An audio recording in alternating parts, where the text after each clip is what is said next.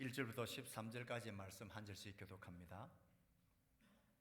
여호와께서 말씀하신 대로 사라를 돌보셨고 여호와께서 말씀하신 대로 사라에게 행하셨으므로 사라가 임신하고 하나님의 말씀하신 시기가 되어 노년의 아브라함에게 아들을 낳으니 아브라함이 그에게 태어난 아들 곧 사라가 자기에게 낳은 아들을 이름하여 이삭이라 하였고 그 아들 이삭이 난 지 8일 만에 그가 하나님이 명령하신 대로 할례를 행하였더라.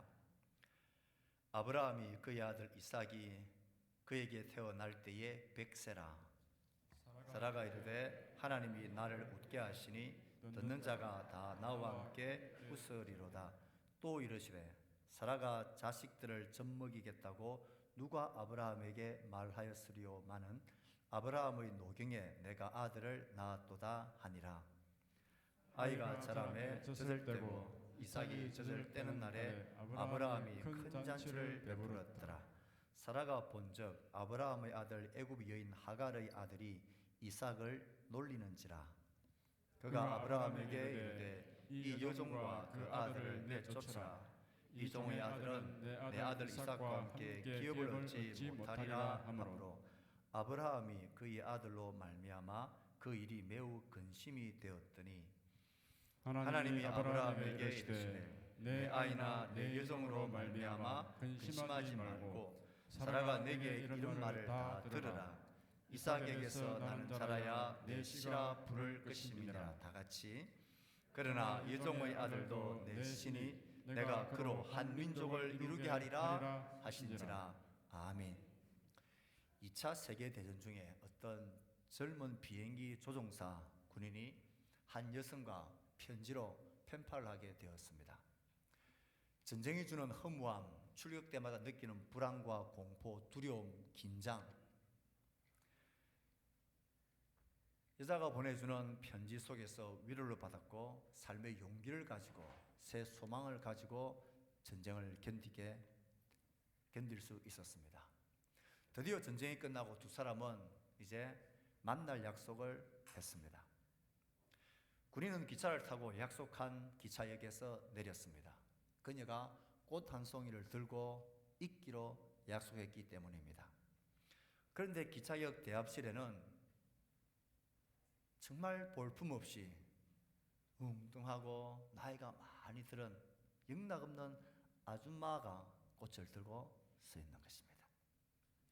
아무리 봐도 자기가 펜팔했던 예상했던 그 아가씨는 보이지 않는 것입니다. 이 군인의 마음에 갈등이 시작되었습니다. 그냥 모른 척하고 지나가 버릴까? 내가 생각하고 예상했던 너무나 거리가 먼데 잠깐 고민을 하다가 그래도 약속은 약속이니까 약속을 지키기 위해 꽃을 들고 있는 그 아주머니에게 다가가서 내가 당신과 펜팔한 그 사람이라고 자신을 소개했습니다. 그 순간 꽃을 들고 있는 아주머니는 이렇게 대답합니다.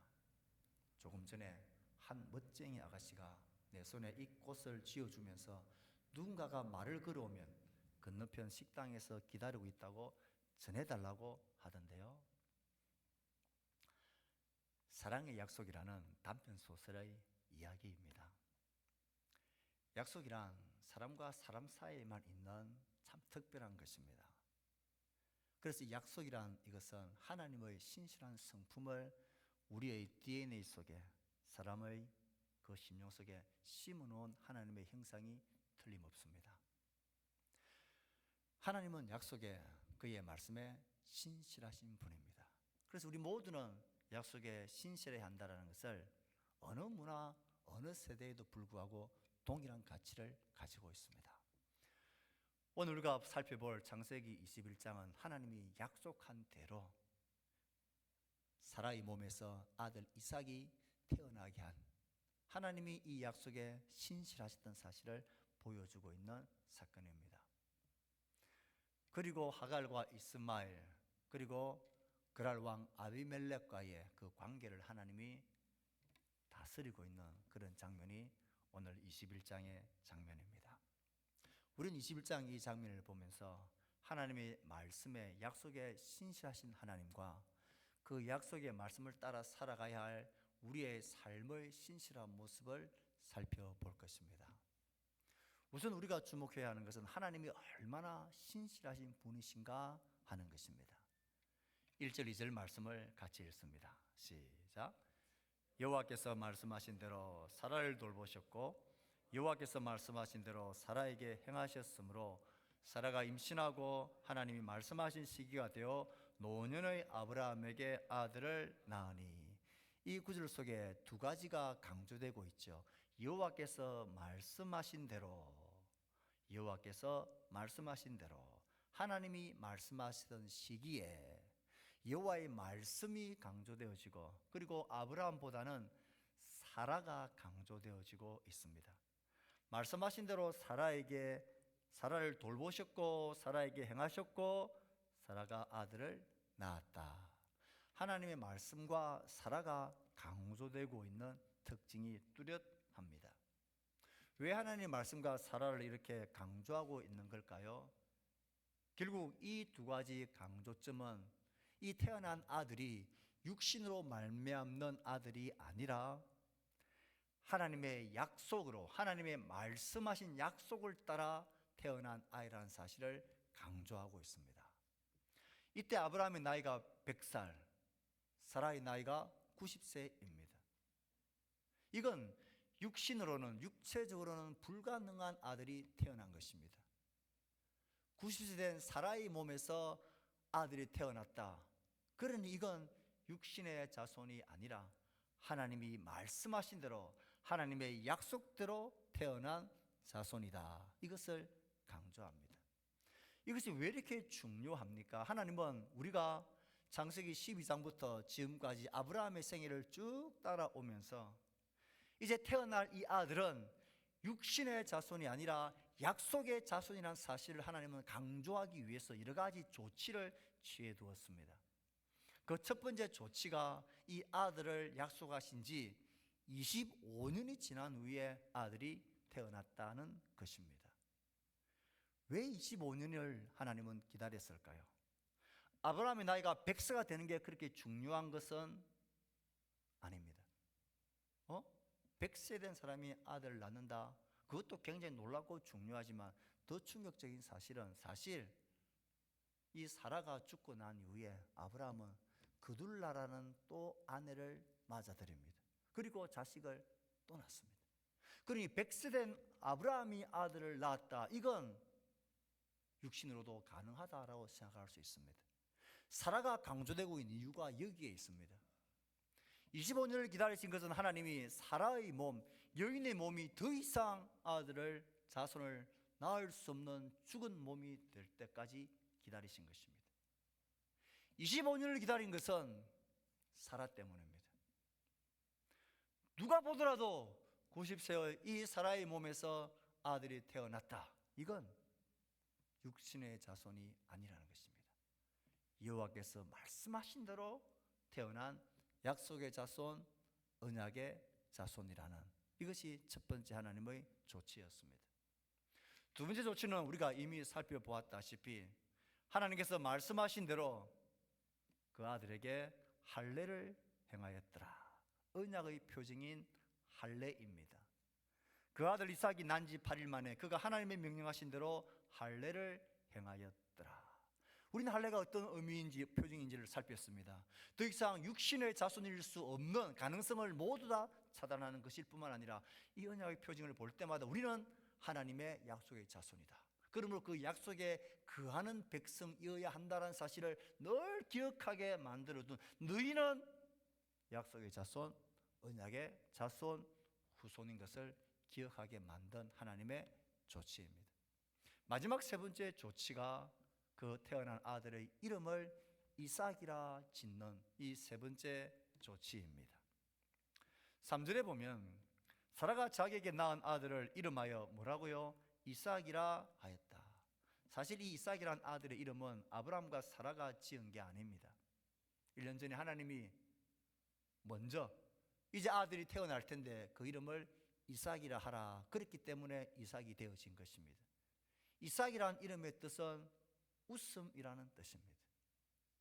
이 귀한 아들이 태어나는데 웃음이라고 이름 짓는 게 우습지 않습니까? 하나님이 참 유머가 있는 분이신 것 같아요. 우리는 압니다. 왜 웃음이라 지었는지, 이 웃음이 어떤 웃음인지. 아브라함이 하나님의 그 말씀을 듣고는 피식 웃었거든요. 못 믿겠다는 것입니다. 어이없다는 것입니다. 그런 말도 안 되는 소리를 하지 마십시오. 그런 일이 어떻게 있을 수 있습니까? 라고 도저히 믿을 수 없는 불신의 웃음, 조롱의 웃음을, 비웃음을 웃었습니다. 사라도 이 이야기를 장막문 뒤에서 듣다가 속으로 똑같이 피식하고 웃었습니다. 말도 안 되는 소리, 나를 놀리는 소리, 장난 같은 소리, 그런 의없는 웃음을 웃었습니다. 그래서 하나님이 이제 태어난 아들을 웃음이라고, 너희들 웃었지? 그러면서 이 아들을 평생 보면서 너희들이 그렇게 웃었던 것처럼 이 아들은 육신의 자손이 아니라 나의 말씀을 따랐어, 나의 약속을 따랐어, 나로 말미암아서 태어난 자손이라는 사실을 기억하게 하신 것입니다. 놀라운 사실은 오늘 본문 6절을 보면 또 다른 웃음이 나옵니다. 사라가 이르되 하나님이 나를 웃게 하시니 듣는 자가 다 나와 함께 웃으리로다. 그 아들이 태어나서 이름을 웃음이라 지었습니다. 그리고는 이제는 그 아들을 보면서 진짜로 웃습니다. 아브라함도 웃고 사라도 웃고 이 아이를 듣고 보는 모든 사람들이 이 아이를 보면서 웃습니다. 이때 이 웃음이란 단어는 어떤 비웃음일까요? 어떤 불신일까요?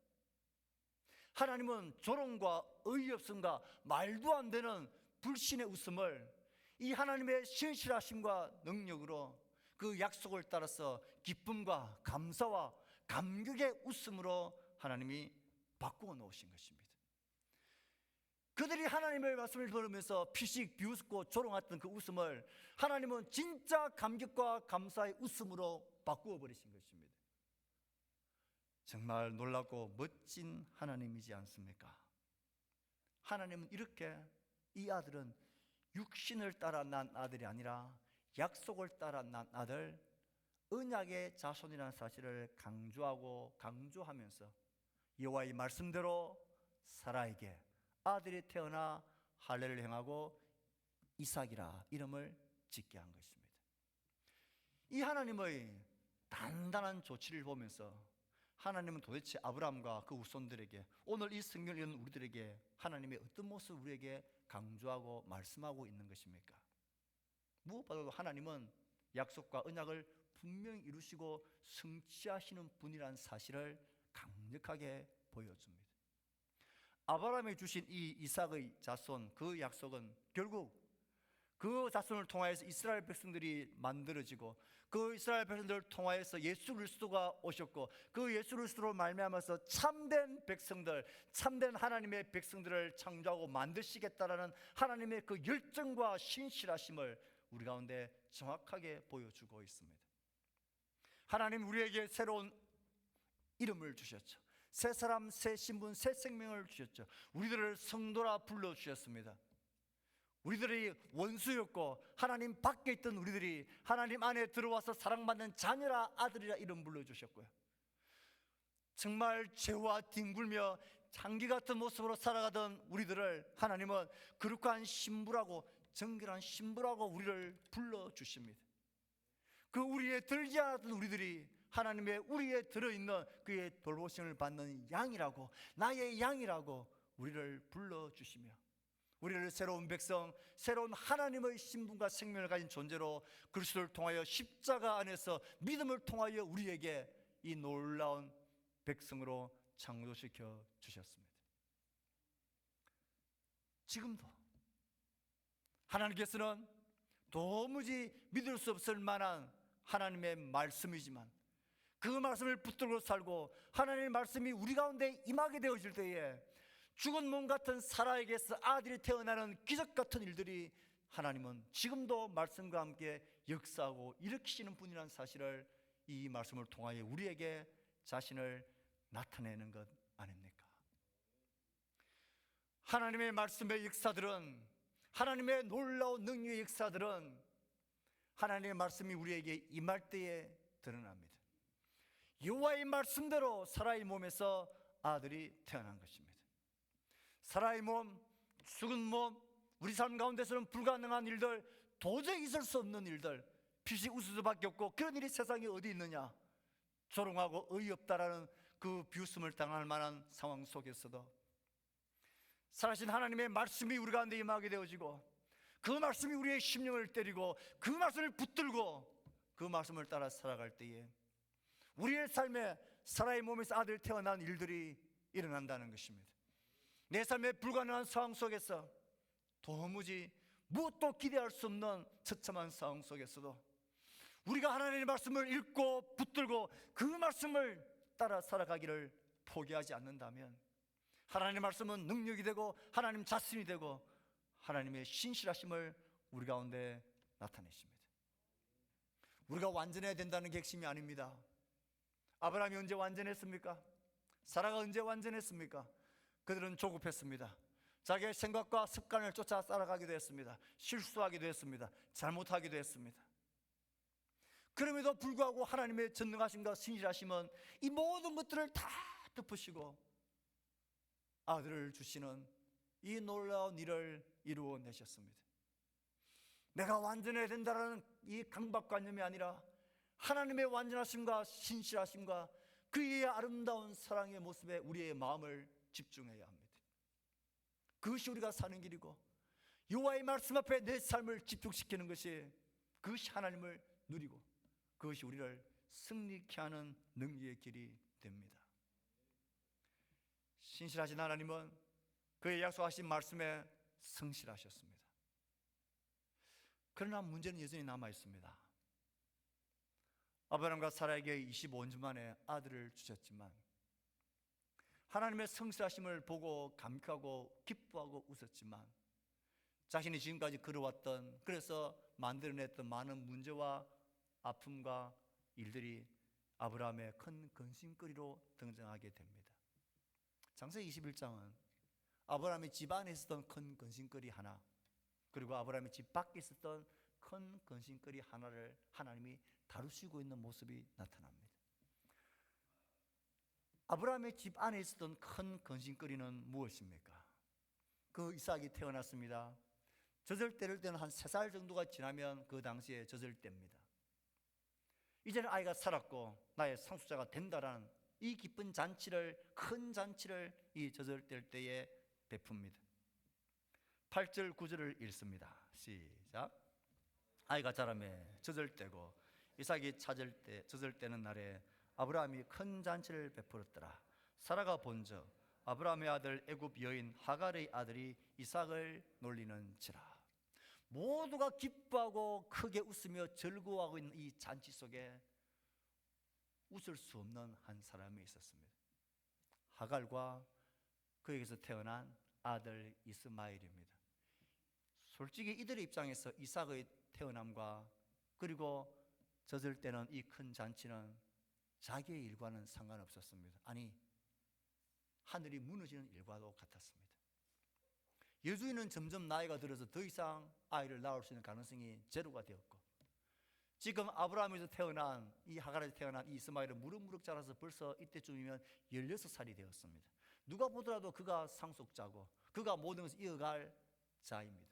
그런데 이삭이 태어났고 모두가 기뻐하고 즐거워하고 큰 잔치를 벌이고 있으니까 이 큰 잔치와 기쁨은 자기와는 상관이 없었습니다. 오히려 자기에는 고통이고 울음이고 이건 저주와도 같은 일입니다. 그래서 이 하갈이, 이 아들이 어떻게 하였다고 성경은 말합니까? 애굽 여인 하갈의 아들이 이삭을 뭐 하는지라?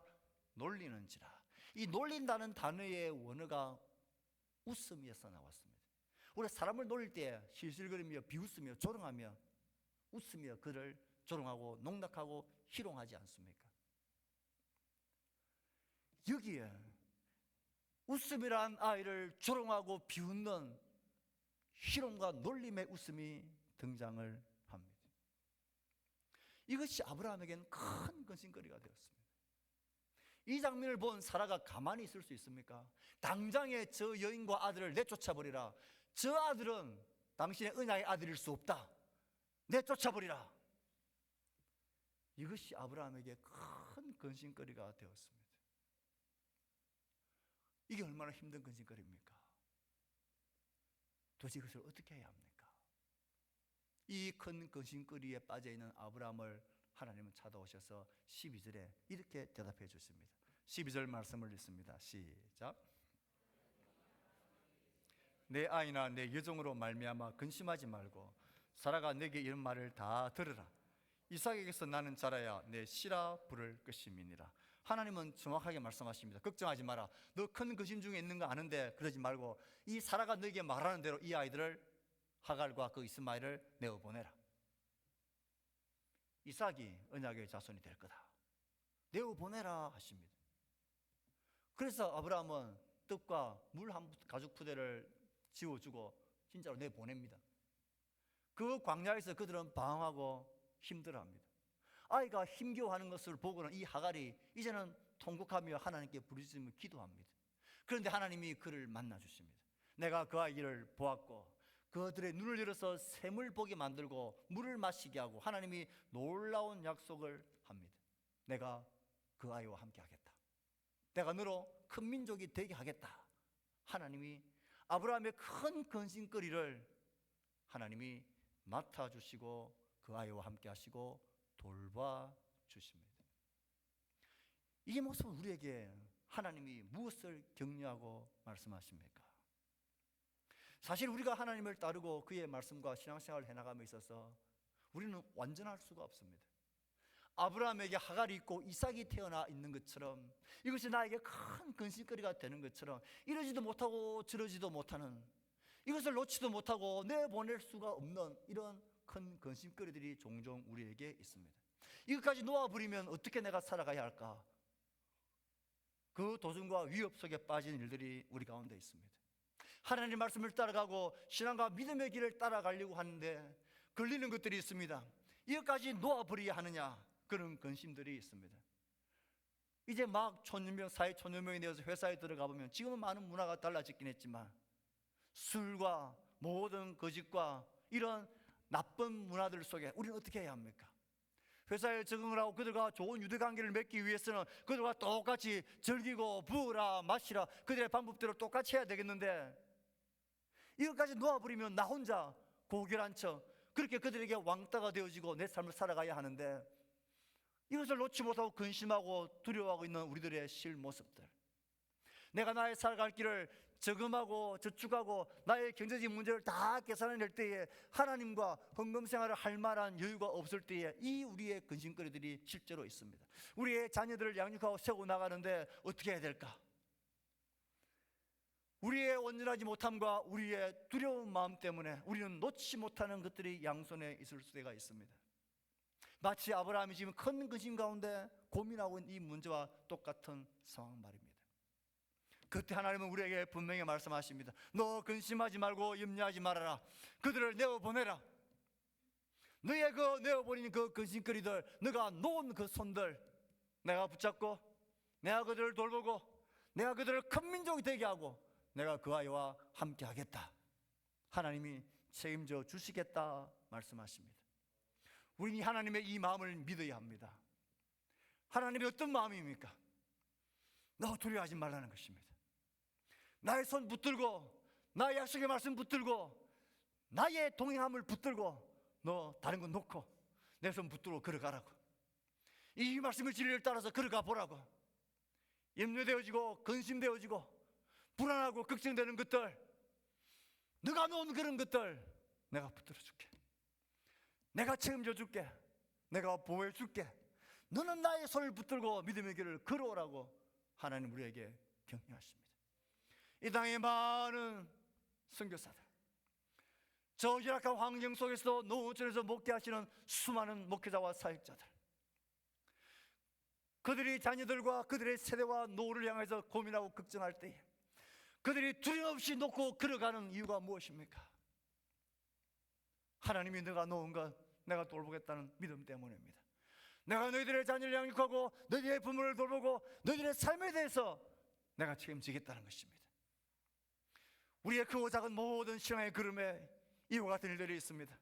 이것도 챙기지 않고 이건 내가 모으지 않고 이건 내까지 내가 놓아버리면 나 어떻게 살아? 어떻게 나의 자녀를 양육하고 나의 삶 앞을 채워나가. 놓지 못하고 있는 이 두 손을 하나님 우리에게 놓으라고 합니다. 그리고 떠나보내라고 합니다. 내가 그것을 책임지겠다고, 내가 그와 함께 하겠다고, 너는 나의 손을 붙들고 이 믿음의 길, 언약의 자손의 길을 잘 걸어가라 말씀하십니다. 아브라함이 있었던 근심거리는 집안에 있는 이 근심만이 아니었습니다. 그는 집 밖에도 큰 근심거리가 남아 있었습니다. 그가 살고 거주하고 있는 땅, 그랄 왕 아비멜렉이라는 사람 때문입니다.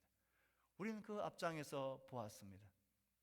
아비멜렉 얼굴만 떠올라도 아마 경기를 할 만큼 나 부끄럽고 창피한 그 흔적이, 근심이, 부끄러움이 이 아비멜렉입니다.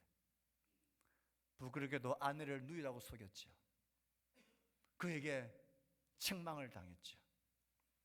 그리고 낯짝도 두껍게 그가 주는 재물과 재산들을 받아서 왔죠.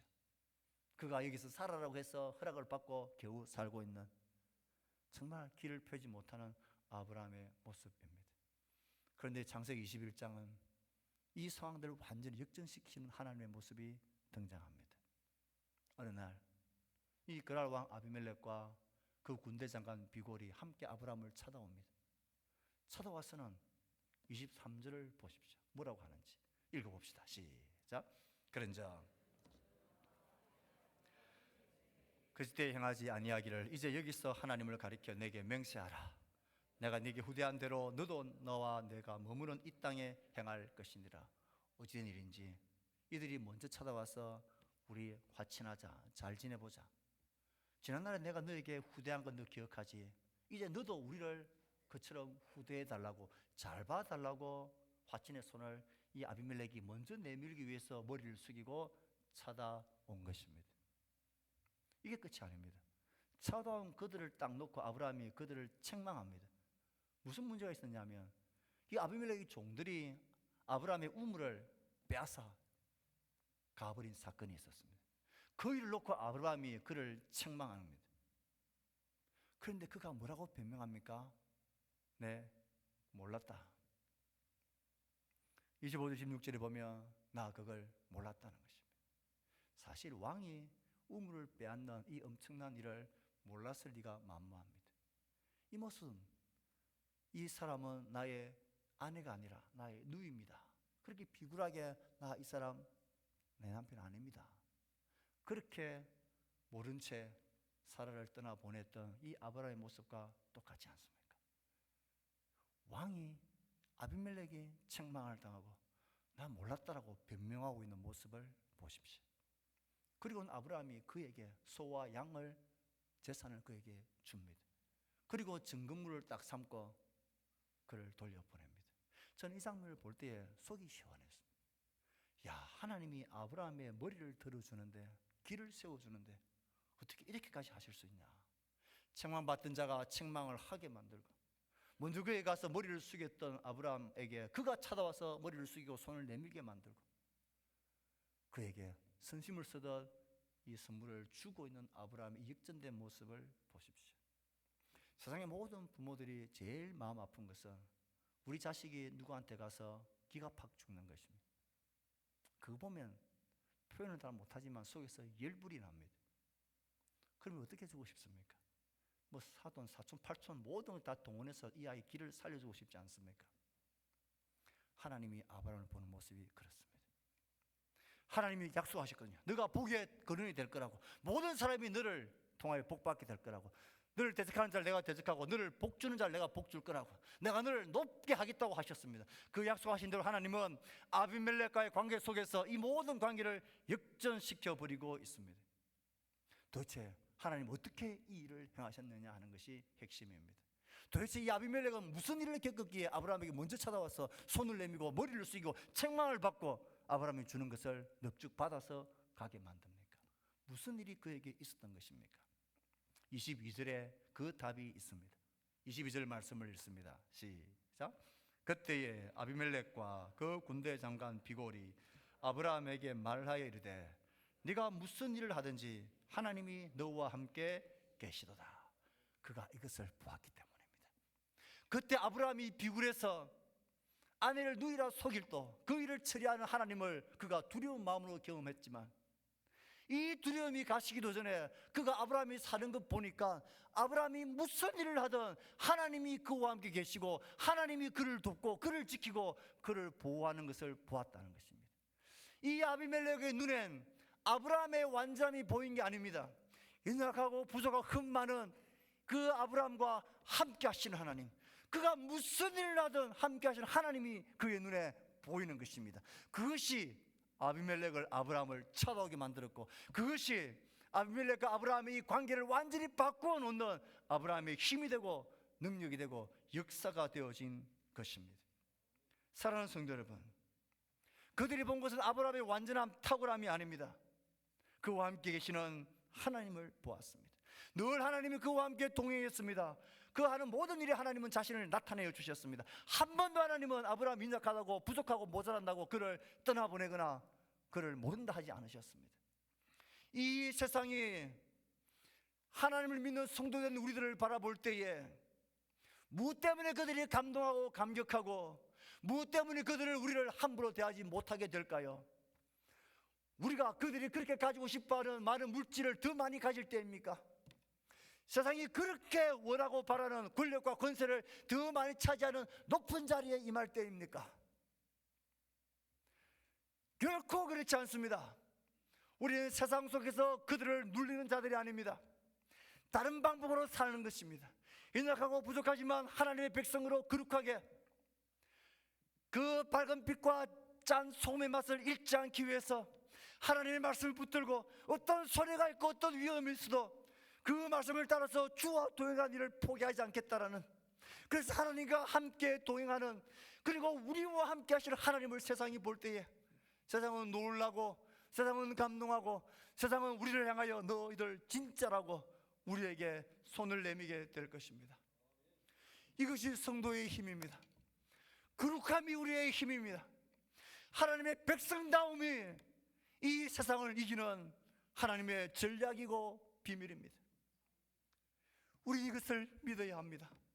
사랑하는 성도 여러분, 큰 것과 힘 있는 것을 우상처럼 섬기는 이 세대에 얼마나 많이 우리가 더 크고 더 큰 힘을 가져야 세상을 놀라게 하겠습니까?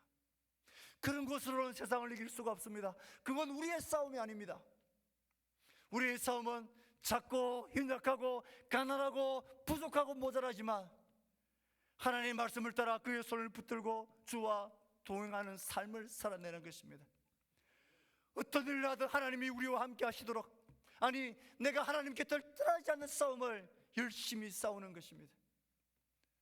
무슨 일을 하든 어떤 상황 속에서든 우리와 함께 하시는 하나님이 그들에게 보일 때에 그들은 하나님의 완전하심과 그 능력 앞에 찬송과 영광을 돌리게 될 것입니다. 하나님의 성실하심은 이렇게 우리를 세상에서 힘있게 우리를 고개를 들어주시는 하나님의 은혜와 자비의 손길입니다. 오늘 말씀을 마무리하면서 이 설교를 준비하면서 정말 깜짝 놀랐던 사실 한 가지를 마무리하며 나누고 싶습니다. 아브라함의 큰 근심거리였던 하갈과 이스마엘을 하나님은 나 몰라라고 내버려 두시는 그런 냉정한 하나님이 아니셨죠. 그들을 만나주셨고 그들의 울음소리를 들었고 그들의 필요를 채워주시고 내가 너희와 이 아들과 함께 해주시겠다. 놀라운 하나님이 그 아들과 함께 해주셨습니다. 아브라함도 아비멜렉이 보았듯이 그가 하는 모든 일에 하나님이 함께 해주셨습니다. 둘 다 하나님이 그들과 함께 해주셨는데 이들과 이들의 후손과 그 역사의 끝은 어떻게 됩니까? 이스마엘은 하나님에게서 점점 멀어지고 하나님을 대적하는 나라 자손 민족이 됩니다. 아브라함은 믿음의 자손으로 하나님의 백성 이스라엘 백성이 되어 하나님의 사랑받는 백성으로 하나님 안에 거하는 백성이 되어집니다. 하나님이 그들과 함께하는 하나님의 성실과 신실하심은 똑같았는데 그들의 결국과 끝은 전혀 달랐습니다. 이것이 무슨 차이일까요? 왜 그렇게 되었을까요? 하갈과 이스마엘의 기사의 마무리는 20절 21절입니다. 같이 읽어봅시다. 시작. 하나님이 그 아이와 함께 계심에 그가 장성하여 광야에 거주하며 활 쏘는 자가 되었더니 그가 바란 광야에 거주할 때에 그의 어머니가 그를 위하여 애굽 땅에서 아내를 얻어 주었더라. 분명히 하나님이 그와 함께 하셨는데, 그래서 큰 민족이 되게 하는데 하갈과 이스마엘은 하나님에게로 향하기보다는 애굽으로 자신이 태어난 자신의 고향인 그 애굽 여인 하갈, 그 애굽의 여인을 취하여 데리고 옵니다. 이게 무엇을 보여줍니까? 하나님은 그와 함께하고 그를 돌보고 신실하게 함께하자 말하는데 이들은 하나님을 자꾸 밀어내는 거예요. 하나님 싫어요. 나의 원 고향이 좋아요. 내 삶의 방식이 좋아요. 애굽의 방식이 좋아요. 내 눈에 보기 좋은 것이 좋아요. 나는 하나님의 말씀을 따라 그냥 따라 사는 게 싫어요 하면서 하나님을 자꾸 밀어내고 있는 이 역사를 우리에게 한눈에 보여줍니다. 반면 아브라함의 기사는 어떻게 오늘 21장이 마무리됩니까? 33절 34절입니다 시작. 아브라함은 브엘세바에 에셀나무를 심고 거기서 영원하신 여호와의 이름을 불렀으며 그가 블레셋 사람의 땅에서 여러 날을 지냈더라. 아브라함도 부족하고 연약하고 온전하지 못했습니다. 그래서 하나님이 그와 함께 하셨고 그와 함께 하시며 그의 근심을 들게 해주셨습니다. 그 하나님을 아브라함은 보았습니다. 예, 하나님이 나에게 신실하신 것처럼 나도 연약하고 부족하고 모자라지만 나도 하나님께 신실하게 붙어 있으랍니다. 그래서 그가 어디를 가든지 하나님께 단을 섰고 어떤 실수와 연약한 자리에서 하나님을 예배하고 하나님을 떠나면 죽는다는 심령으로 하나님께 붙어 있는 삶을 살고 살았던 것입니다. 우리를 향한 하나님의 신실하심은 여러분 염려할 게 없습니다. 하나님이 나와 함께 하시냐고요? 예, 함께 하시고 말고요.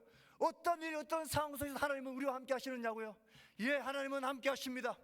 그러나 문제는 내가 그런 상황과 어려운 시험 속에서 하나님과 함께하는 것을 싫어하고 거절하는 것입니다. 나의 발걸음을 쫓고 나의 힘을 쫓고 나의 길을 쫓아서 하나님 나에게 관여하지 말라고, 하나님 없이도 내가 내 원하는 대로 잘 살 수 있다고 하나님을 자꾸 밀어내는 것입니다. 내가 원하는가, 내 생각과 내 계산대로 살고 싶어하는 그 반복되어지는 그 언약에 신실하지 못한 모습이 우리를 하나님에게서 멀어지게, 하나님을 보지 못하게 만드는 것입니다. 마치 그 대합실에서 나의 기준에 맞지 않다고 꽃을 든 그 아주머니를 그냥 지나가 버릴까? 여기에 나의 행복이 있을까? 내가 바라는 건 이게 아닌데 하면서 신실하지 않게 그냥 모른 척하고 지나가 버렸다면 그에게 어떤 일이 일어났을까요? 마치 우리의 삶이 하나님은 언제나 우리를 향하여 신실한 꽃을 드시고 우리의 삶의 크고 작은 모든 문제 앞에 분명히 우리를 기다리고 우리와 함께 계신데 나는 그 하나님을 모른다고 모른 척하고 눈 감아버리고 내 살 길 찾고 내 계획과 내 걸음을 쫓아서 우리가 떠나가 버린다면 우리는 하나님의 그 신실하신 사랑과 능력과 구원을 누리지 못하게 될 것입니다. 약속과 언약은 상당히 신실해야 합니다. 하나님은 우리를 향하여 영원히 신실하십니다. 그 아들을 십자가에 내어주시기까지 우리를 신실하게 대하십니다. 남은 우리의 문제와 숙제는 그 하나님을 향하여 나도 온 마음을 다하여 하나님을 신실하게 사랑하는 것입니다. 그 하나님을 쫓아가는 것입니다. 그 하나님의 손을 놓지 않는 것입니다. 이 신실한 하나님의 백성으로, 말씀의 백성으로 살아가기를 결심하고 다짐하는 우리 모든 주의 백성들 되기를 주의 말씀으로 축복합니다. 우리가 주신 말씀을 생각하며 헌신하고 다짐하는 기도를 각자의 목소리